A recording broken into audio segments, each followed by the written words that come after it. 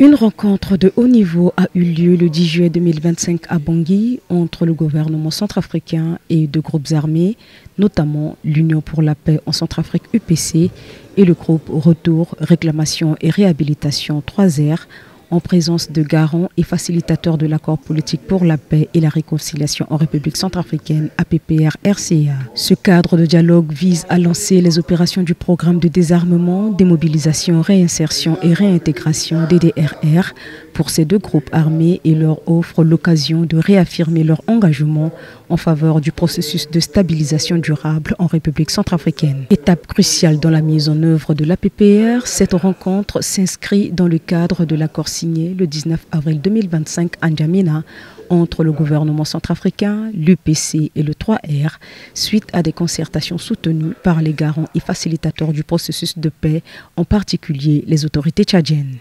Le 19 avril 2025 à N'Djamena, l'Union pour la paix en Centrafrique, UPC, et le Retour, Réclamation, Réhabilitation, 3R, tous signataires de l'APPR, mais qui étaient tombés dans le piège de la CPC, se sont réengagés officiellement à revenir dans le dit accord après une série de concertations avec le gouvernement, soutenu par les garants et facilitateurs, en particulier les autorités tchadiennes, sous l'implication personnelle du maréchal du Tchad, le président Mahamat Idriss Déby Itno. Les réengagements de l'UPC et des 3R, étroitement liés à l'APPR, en ce qui concerne entre autres l'unité nationale et le respect des valeurs républicaines, la cessation immédiate des hostilités par un cessez-le-feu,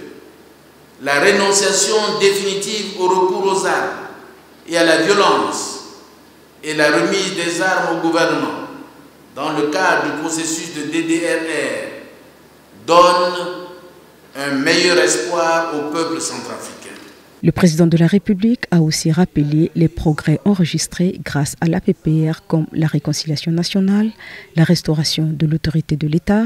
le rétablissement de la paix et la sécurité, ainsi que l'autodissolution de 9 groupes armés, saluant au passage la contribution de tous les partenaires. Il a également encouragé tous les leaders et éléments des groupes armés résiduels à s'engager fermement dans la dynamique de paix en cours, appelant notamment le FPRC de Noureddine Adam à réintégrer le processus. En ce jour où le pays franchit une nouvelle étape sur son chemin vers une paix pérenne, la MINUSCA, par la voix de la représentante spéciale du secrétaire général des Nations Unies, Valentine Rugwabiza, a réaffirmé l'appui des Nations Unies au processus de paix et encouragé les signataires de cet accord à respecter les engagements pris. La MINUSCA, en tant que facilitateur de l'APPR, reste déterminée à soutenir et accompagner les efforts nécessaires à la mise en œuvre des engagements pris dans le cadre de l'APPR-RCA, signé le 6 février 2019, et en particulier dans le cadre de l'accord du 19 avril 2025, marquant le retour des 3R et de l'UPC dans l'APPR-RCA,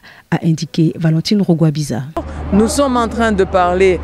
d'un renoncement à la violence, d'un retour, une construction de la paix. Ils retournent dans l'accord de paix et réconciliation qu'ils avaient quitté